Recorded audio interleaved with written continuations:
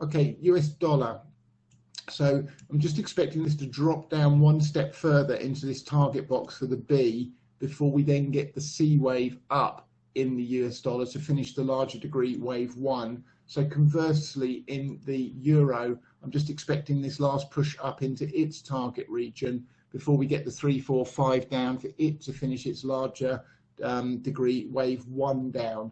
Cable, it's pushing up. We need, if we take out this high here in cable, then this wave 2 was in over here at the 50% retrace, and we should push up here next to the 1618 at 136.91 area before we get a 4, 5 to finish off the wave 2 corrective move to the upside in cable. So if you're still long with us, stops at the moment need to be down at the bottom of this target zone. If we take out the top here, you can bring them up to this last swing low where I've got the A wave on the hourly chart.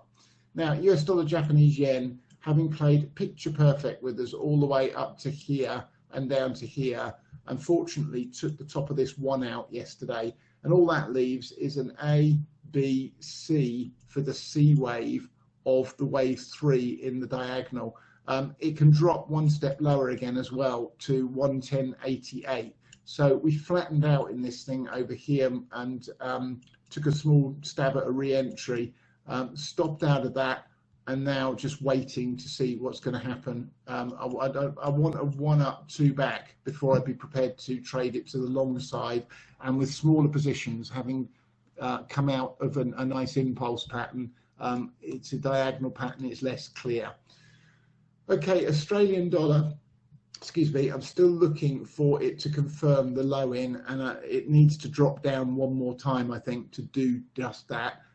If we're getting a move to the upside, it's very, very overlapping, which means we're going to start with a diagonal again. Not happy to trade this at the moment, so still just watching the thing for further clues as to the next, or when the next stage up is going to start.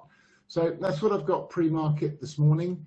I will be back just before the open, and again, until this these patterns get cleaner, and while we've got this extreme volatility, just caution and small